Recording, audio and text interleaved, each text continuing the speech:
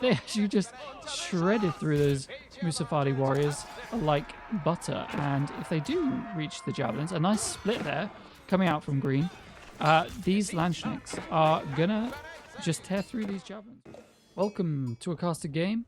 In the northeast, we've got Blidge. He is in yellow, playing as the Holy Roman Empire. And his opponent today is the Biggest Loser, playing the Malians. These guys are both top 50-ish in the world currently on the ladder. So two very strong players going head-to-head here. And two civs that look to the castle age most often. Malians looking for that Grand Fulani Corral to get the cow boom going.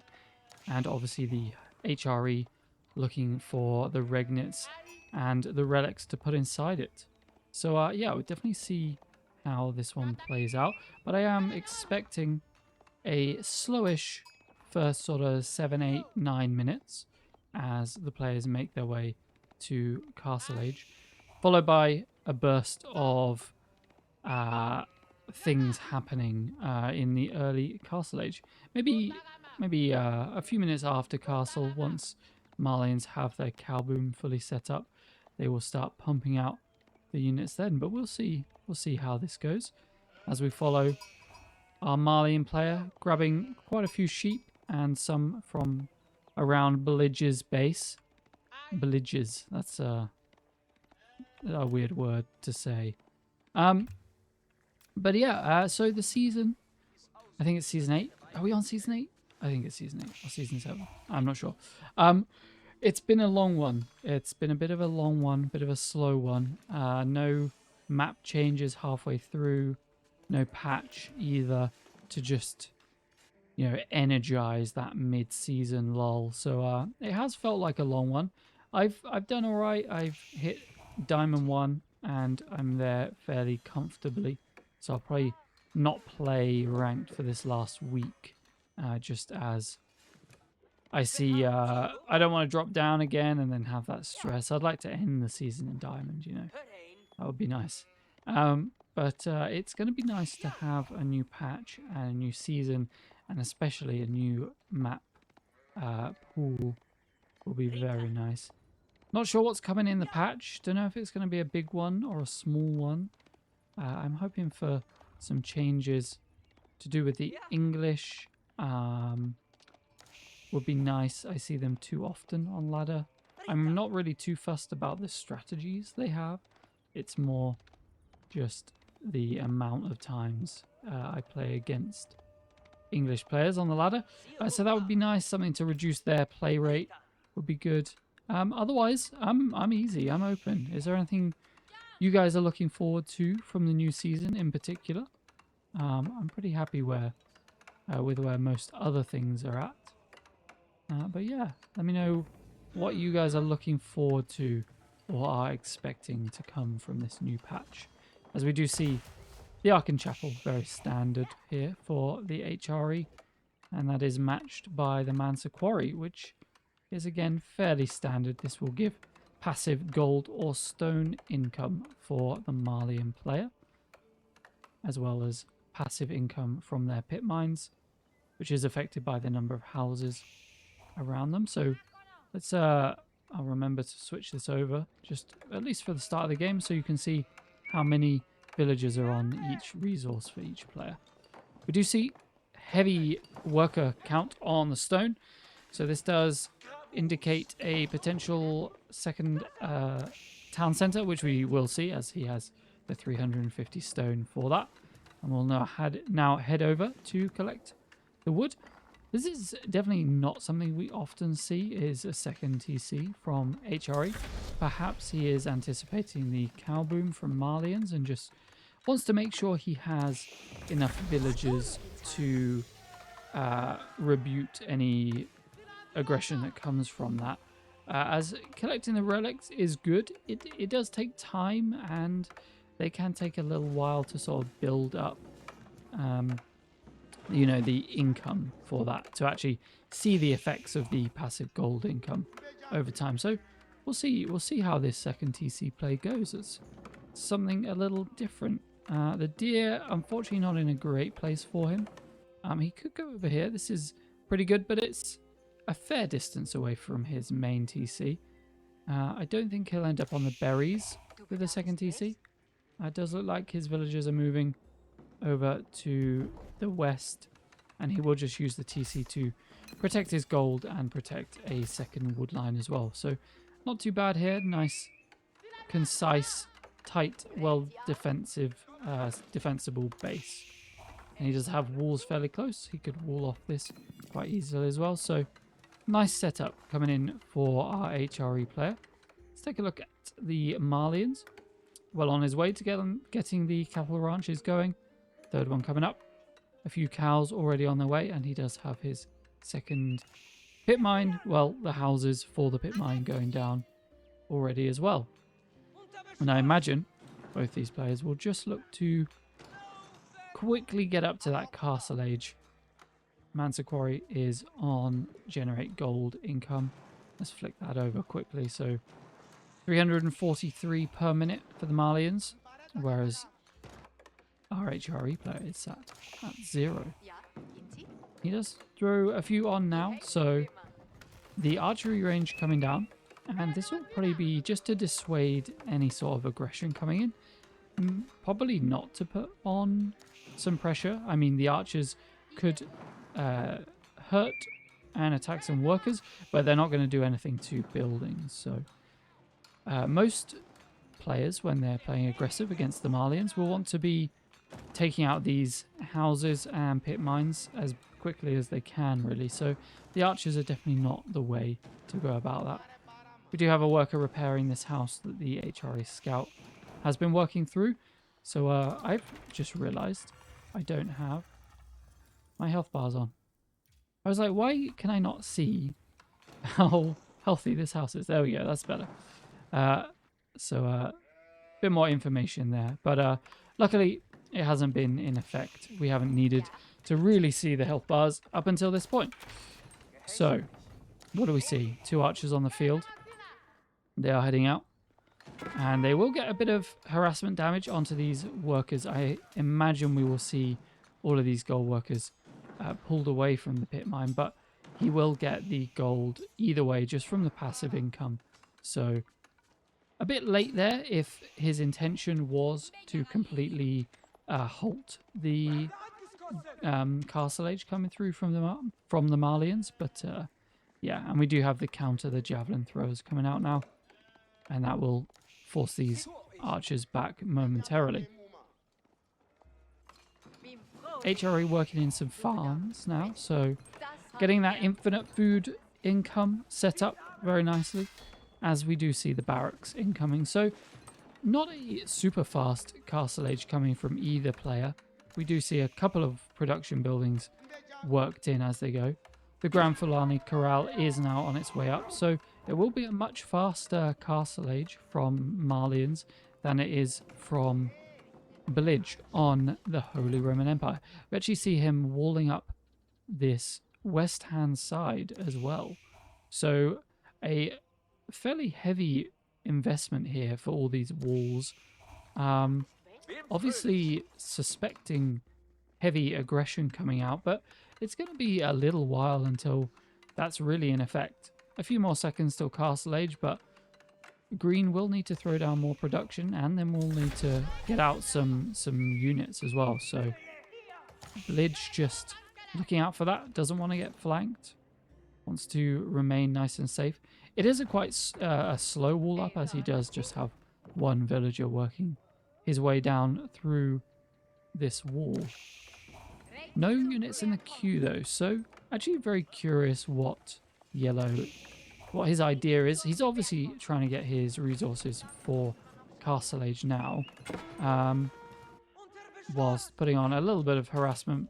Going to be quickly nullified by the 3 javelins, which are the perfect counter for these archers.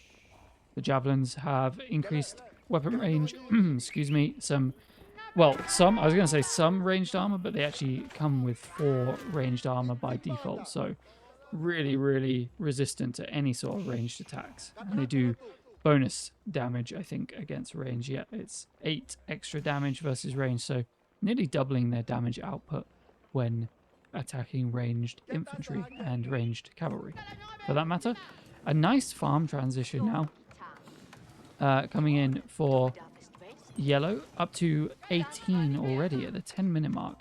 And he's about to crest the point where he can put down his Castle Age landmark. We will have to see what that is. It could be the Regnitz still. Do we see a monastery from... Or it might be a prayer tent for the Malians. But we don't see that, so he could still go with Regnitz. He is, in fact, going for a Burgrave. Very interesting. This could be a bit of a spicy Burgrave. He is going to be absolutely pumping out the men-at-arms. And I guess this is why he was playing so defensive for the first part of the game. He wanted to set up his food economy really safe between the two TCs. I say safe, I mean these javelin throwers do have quite high range and ranged armor, so they are going to be pushed back now, but not before taking out 2 workers. So a decent economic impact there from the few javelins. The gold is nice and safe. He actually has another gold in a fairly easily defensible position, so I imagine we're just going to see... It is the Landsknechts, not the men-at-arms. I was going to say we're going to see the men-at-arms pumping out in record numbers, but it is the Landsknechts. I don't think they will be able to reach the Musafadi with the few javelins, but I will have to see. This is an interesting one. This is, I mean, not a composition I've really seen from either of these civilizations at all, really. We've got Musafadi plus javelins with basically all Landsknechts. I did actually cast a game not that long ago saying not to mass these units because they're just so squishy. But they actually just shredded through those Musafadi warriors like butter. And if they do reach the javelins, a nice split there coming out from green, these Landsknechts are gonna just tear through these javelins. We do have a bit more aggression coming out as these Landsknechts will clear up the javelins. A second mass here for green. Definitely up on the military numbers, but no siege or anything, but a decent mass of Musafadi, up to 13 on the field. But I don't think that's the unit you want against the Landsknechts. I apologize if that's not the right pronunciation. I've heard it as Landsknecht, like with an extra t on the end, but I'm honestly not sure. And Landsknecht is just quicker for me to say without tripping over my words. A little contingent of javelin throwers making its way around the back of the base. Probably going to pick off at least one villager here. Nice little raid. Probably could have got a second, I think, there before the Landsknecht were on top of them. A few little parcels of infantry moving around the map. I don't know how these guys got in. I think they must have come up here and were just searching for any villagers on these exposed resources. Musafadi trying to take out some workers. This javelin thrower will finish the job, I believe. And purely infantry for both players now. As I say that, there is a mangonel being constructed for yellow. Nice walls coming up, getting himself nice and cozy and protected. Does have quite a few gold veins behind these walls, as well as a army of Musafadi and javelin throwers, which I don't know if he knew about before this point.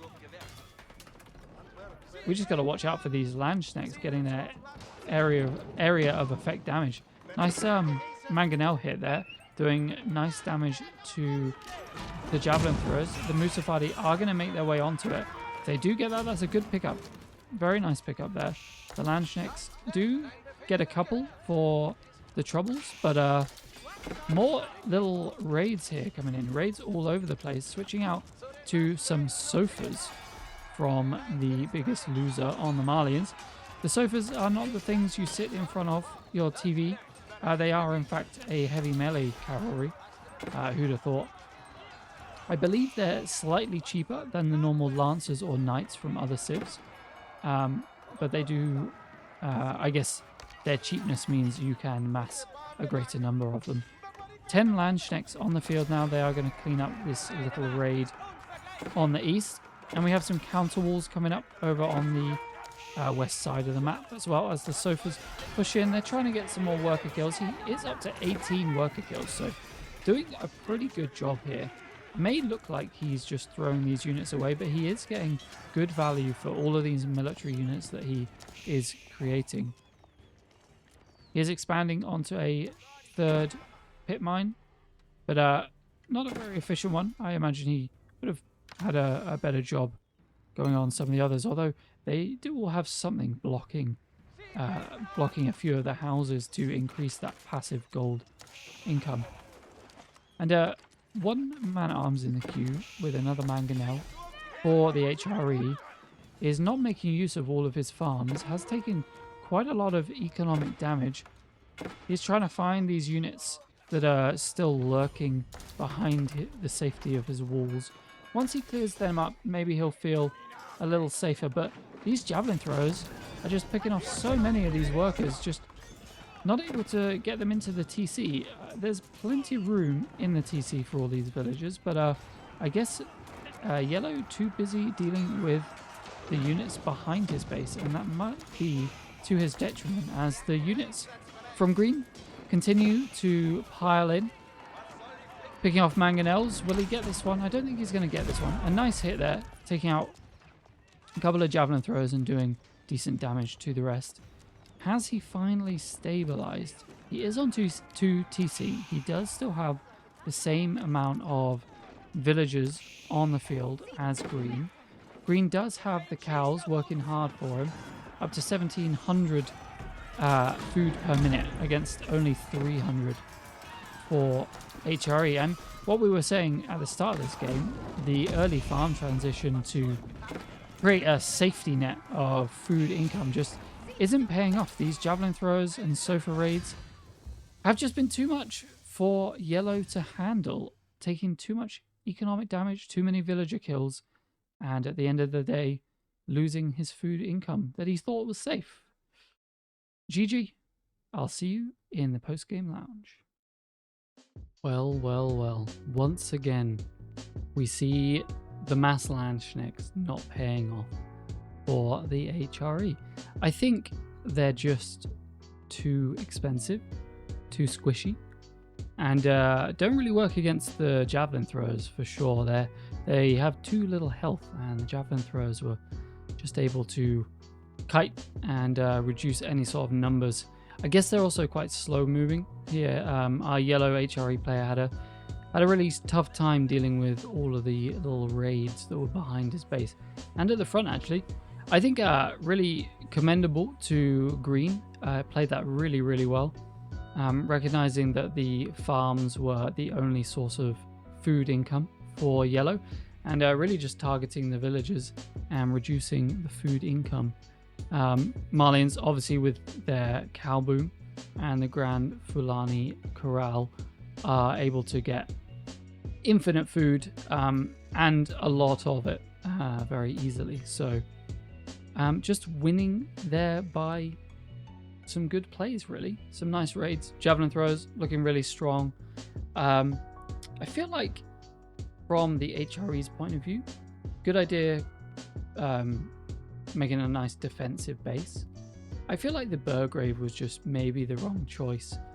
If he'd have gone Knights, which are also expensive, but he did have the food and the gold for some Knights, for enough to deal with the Javelins. And I think the Knights don't do too badly into the Musafadi either. He could even have made Spearmen. I think Mass Spearmen might have even been better against the comp that the Malian had. Spearmen obviously cheaper, they build faster. He could have got quite a good mass out, and he could have worked in 2-3 Landsknechts even with the Spearmen instead of just having only 10 Landsknechts and nothing else. Maybe would have been better. He could have split his force and taken out the raids behind his base, but an interesting one nonetheless. It's not often we see HRE go to TC, then into Burgrave. No Regnets, no Relics. But the Marlians playing a fairly standard game. Musafadi Javelin isn't something I often see. It's usually Sofa, which he did end up going into later into Castle Age. But yeah, nice one. Fun game. The season is almost over, like we mentioned earlier before, so good luck with your last week of ranked climbing, if you are doing any. Maybe you're happy, like me, with where you've ended up and you probably won't touch ranked. You don't want to risk dropping down and having to throw in a load of games at the very end of the season, but there'll be a few more caster games coming at the end of season 7. I think it's season 7 or 8. Maybe. There'll be some more games. Probably 2 more, 3 more this week before the next patch. Actually, it's not till the 17th, is it? So there'll be a few more games until then. So if you like them, you know what to do. And subscribe for more content and click the link up here